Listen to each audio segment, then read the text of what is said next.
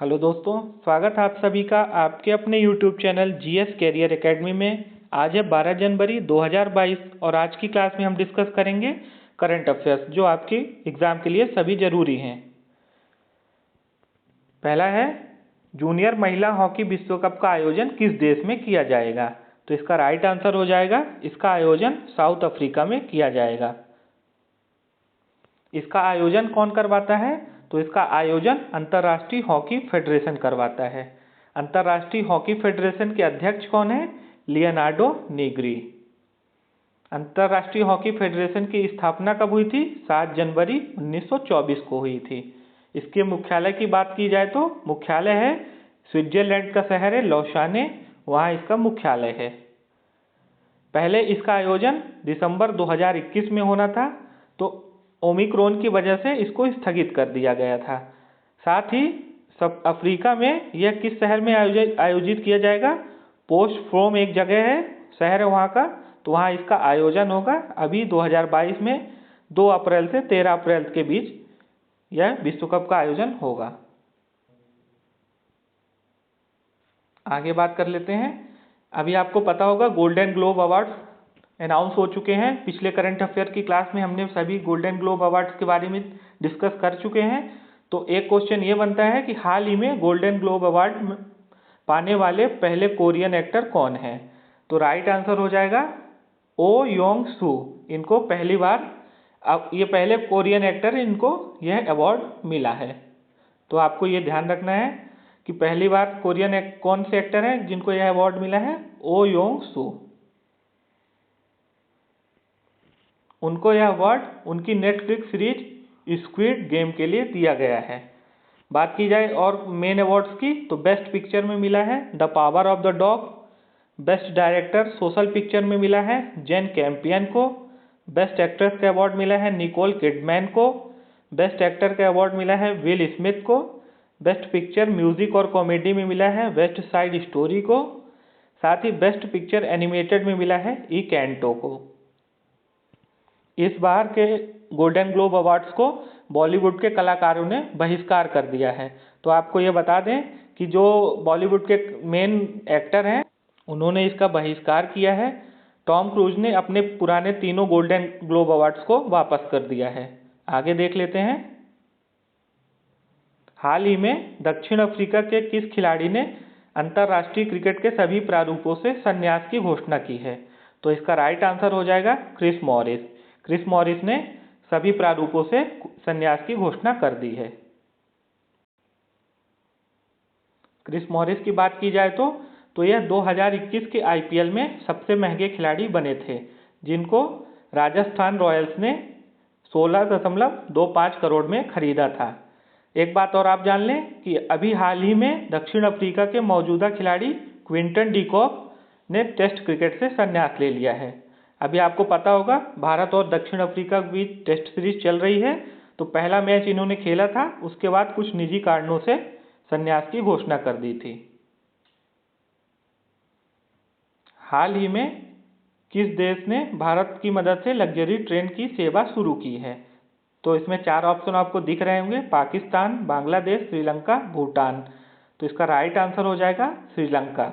श्रीलंका ने भारत की मदद से लग्जरी ट्रेन सेवा शुरू की है। बढ़ते हैं अपने नेक्स्ट करंट अफेयर की तरफ। तो हाल ही में भारतीय डाक विभाग ने भारत के किस खिलाड़ी को सम्मानित किया है? 4 ऑप्शन आपको दिख रहे होंगे, नीरज चोपड़ा, विराट कोहली, पीवी सिंधु, जसप्रीत बुमराह। मुझे उम्मीद है कि आपने इसका आंसर गेस कर लिया होगा। तो इसका राइट आंसर हो जाएगा नीरज चोपड़ा। नीरज चोपड़ा को अभी हाल ही में भारतीय डाक विभाग ने सम्मानित किया है। आगे देख लेते हैं किस तरह से सम्मानित किया है। भारतीय डाक विभाग ने उनके सम्मान में उनके गांव में गोल्डन पोस्ट बॉक्स लगाकर उनको सम्मानित किया है। नीरज चोपड़ा ने टोक्यो ओलंपिक्स में जैवलिन थ्रो में स्वर्ण पदक जीता था। तो 2021 के ओलंपिक्स में नीरज चोपड़ा ने स्वर्ण पदक जीता था। इससे पहले 2008 में अभिनव बिंद्रा ने भारत के लिए स्वर्ण पदक जीता था। तो यह 12-13 साल के गैप के बाद आया है स्वर्ण पदक अपने देश में, तो इम्पोर्टेंट हो जाता है ये करंट अफेयर। आप देख रहे होंगे फोटो में, यह नीरज चोपड़ा है अपने गोल्ड मेडल के साथ में। ओलंपिक की बात की जाए तो भारत को 1 स्वर्ण पदक मिला है, 2 रजत पदक मिले हैं और 4 कांस्य पदक मिले हैं। तो आपको मेडल्स भी याद रखने हैं क्योंकि ऐसे क्वेश्चन अभी आ सकते हैं। बढ़ते हैं अपने अगले करंट अफेयर की तरफ।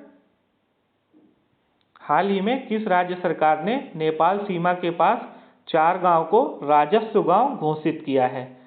तो इसका राइट आंसर हो जाएगा उत्तर प्रदेश ने घोषणा की है। उत्तर प्रदेश अभी न्यूज़ में चल रहा है क्योंकि आपको मालूम होगा कि 5 राज्यों में चुनाव होने हैं, जिनमें से उत्तर प्रदेश उनमें से एक है, पंजाब है, मणिपुर है, गोवा है और उत्तराखंड में चुनाव होने हैं। तो ये चुनाव के बारे में हमने अपनी पुरानी क्लास में पूरे करंट अफेयर डिस्कस कर लिए हैं। फिर भी आपको बता देते हैं कि उत्तर प्रदेश में 403 विधानसभा की सीटें हैं और 7 चरणों में यहाँ चुनाव किए जाएंगे। चुनाव का रिजल्ट 10 मार्च को आना है। तो आपको ये सारी चीज़ें ध्यान रखनी है। अगर आपकी पिछली क्लास मिस हो गई है तो आप उसको प्लेलिस्ट में जाके देख सकते हैं। अच्छा, बात की जाए उत्तर प्रदेश की, तो उत्तर प्रदेश की अभी एक नवीन योजना है, नवीन रोजगार छतरी योजना, अभी हाल ही में लॉन्च की गई है। इसके साथ साथ बनारस में एक रेलवे स्टेशन था मड़ुआडीह, जिसका नाम बदलकर अब उसको भी बनारस रेलवे स्टेशन कर दिया गया है। साथ साथ झांसी रेलवे स्टेशन जो भारत वर्ष में प्रसिद्ध है, तो इसको अब नाम बदलकर वीरांगना रानी लक्ष्मीबाई स्टेशन कर दिया गया है। अभी हाल ही में दिसंबर 2021 में भोपाल का रेलवे स्टेशन था हबीबगंज, तो हबीबगंज का नाम बदलकर रानी कमलापति स्टेशन किया गया है।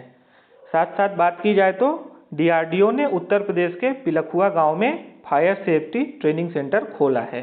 तो उत्तर प्रदेश की ये सारी जानकारी आपको मिल गई है जो आपकी परीक्षाओं के लिए महत्वपूर्ण है। हाल ही में भारत के 73वें ग्रैंड मास्टर कौन बने? तो इसका राइट आंसर हो जाएगा भरत सुब्रमण्यम। अभी हाल ही में यह भारत के 73वें ग्रैंड मास्टर बने हैं। आप देख पा रहे होंगे ये हैं भरत सुब्रमण्यम। अच्छा, इनकी उम्र कितनी है? तो इनकी उम्र मात्र 14 वर्ष है और यह भारत के 73वें ग्रैंड मास्टर बने हैं। किस राज्य के गंजम जिले ने खुद को बाल विवाह मुक्त जिला घोषित किया है? तो इसका राइट आंसर हो जाएगा उड़ीसा। उड़ीसा का यह जिला है गंजम, जिसने खुद को बाल विवाह मुक्त जिला घोषित किया है। इसके साथ साथ आपको यह जान लेना चाहिए कि भारत सरकार ने भी लड़कियों की जो न्यूनतम उम्र सीमा थी तो 18 से बढ़ाकर 21 कर दी है शादी के लिए। साथ साथ हमने पिछले करंट अफेयर की क्लास में यह भी डिस्कस किया था कि फिलीपींस देश ने अपने यहाँ 18 वर्ष से कम उम्र की अगर लड़कियों की शादी होगी तो उनके माँ बाप को 12 साल तक के जेल का प्रावधान किया है। तो ऐसे आपको जानकारी जरूरी है। अच्छा, आप देख पा रहे होंगे ये इंडिया के मैप में उड़ीसा कहाँ पे है? तो उड़ीसा आपको दिख रहा होगा, उड़ीसा का तट में बे ऑफ बंगाल है। उड़ीसा की राजधानी क्या है? भुवनेश्वर। वहाँ के राज्यपाल हैं श्री गणेशी लाल जी, मुख्यमंत्री हैं श्री नवीन पटनायक जी।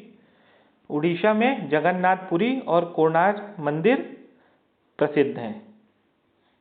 बढ़ते हैं अपने अगले करंट अफेयर की तरफ। तो हाल ही में IPL 2022 का टाइटल स्पॉन्सरशिप किस कंपनी को मिला है? Reliance group, Tata group, Adani group, Samsung group. तो यह टाइटल स्पॉन्सरशिप टाटा ग्रुप को मिला है। बात कर लेते हैं कुछ IPL के बारे में। तो IPL के वर्तमान अध्यक्ष हैं ब्रिजेश पटेल।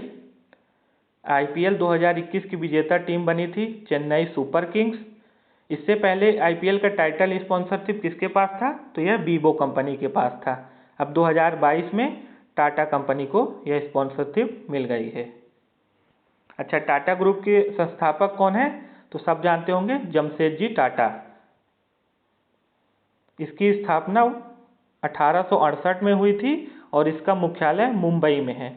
टाटा की सहायक कंपनियां कौन कौन सी हैं? Tata Motors, Tata steel, Tata consultancy service, Tata steel euro. इसके अलावा और 2-3 कंपनियां हैं, पर जो प्रमुख हैं उनको हमने यहाँ पे बता दिया है।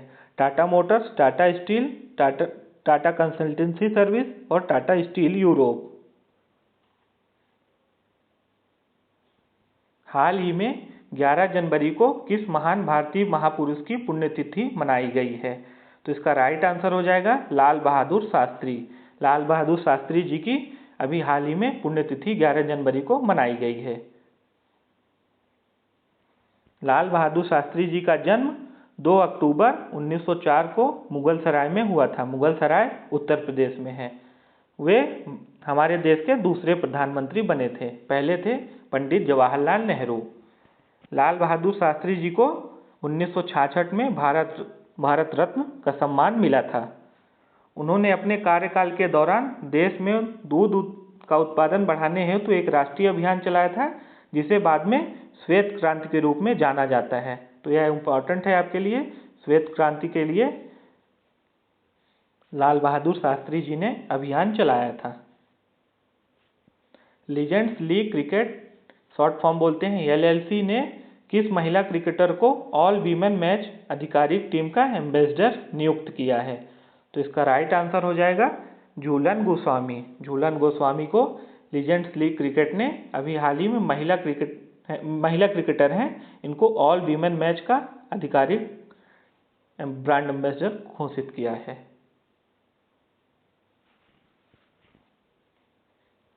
हाल ही में भारत के रक्षा मंत्री ने किस देश में राष्ट्रीय पर्वतारोहण और संबंध खेल संस्थान यानी NIMAS द्वारा आयोजित भारत के पहले बहुआयामी साहसिक खेल अभियान को हरी झंडी दिखाई है?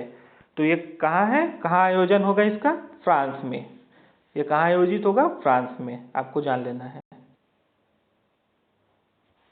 अगर आपको आज की ये वीडियो अच्छी लगी हो तो प्लीज़ चैनल को सब्सक्राइब करिए और अपने फ्रेंड्स तक ज़्यादा से ज़्यादा इसको शेयर करिए। अगर आपकी कोई सजेशन है तो आप हमें कमेंट कर सकते हैं और वीडियो को लाइक करिए। Thanks for watching. मिलते हैं नेक्स्ट क्लास में।